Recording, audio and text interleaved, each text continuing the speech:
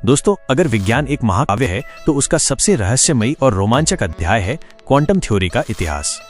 ये कहानी शुरू होती है 19वीं सदी के अंत में, जब न्यूटन और मैक्सवेल की क्लासिकल दुनिया को अटूट और संपूर्ण माना जाता था।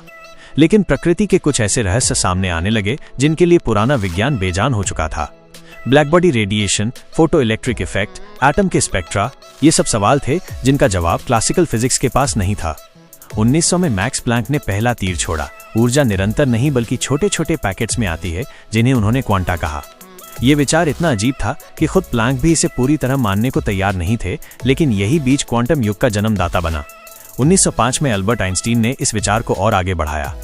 फोटो इलेक्ट्रिक इफेक्ट को समझाते हुए साबित किया कि प्रकाश भी फोटोन नामक कण के रूप में आता है, और इसी काम के लिए उन्हें नोबेल मिला। फिर 1924 में लुई डी ब्रॉगली ने कहा कि अगर प्रकाश कण और लहर दोनों हो सकता है तो इलेक्ट्रॉन भी लहर की तरह व्यवहार कर सकता है। 1926 में एरविन श्रोडिंगर ने वेव इक्वेशन दिया, जिसने इलेक्ट्रॉनों को स्थिर गोलाकार पथ पर घूमने की बजाय संभाव्यता की लहर में तैरते हुए दिखाया। वहीं वर्नर हाइजेनबर्ग ने 1927 में अनिश्चितता सिद्धांत पेश किया, जिसमें उन्होंने कहा कि आप किसी कण की स्थिति और गति दोनों को एक साथ पूर्ण सटीकता से नहीं जान सकते। और फिर नील्स बोर ने कोपेनहेगन व्याख्या दी, जिसमें कहा गया कि वास्तविकता तब तक तय नहीं होती जब तक कोई उसे देख न ले।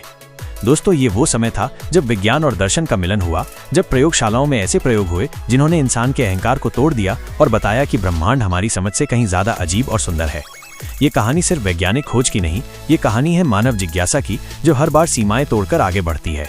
और अगर ये सुनकर आपके भीतर भी खोज की आग जलने लगी है तो इस वीडियो को लाइक कीजिए, अपनी सोच कमेंट में बताइए और चैनल को सब्सक्राइब कीजिए, क्योंकि अगले भाग में हम उतरेंगे वेव पार्टिकल डुअलिटी की गहराई में, जहां प्रकाश और पदार्थ की पहचान हमेशा के लिए बदल जाती है।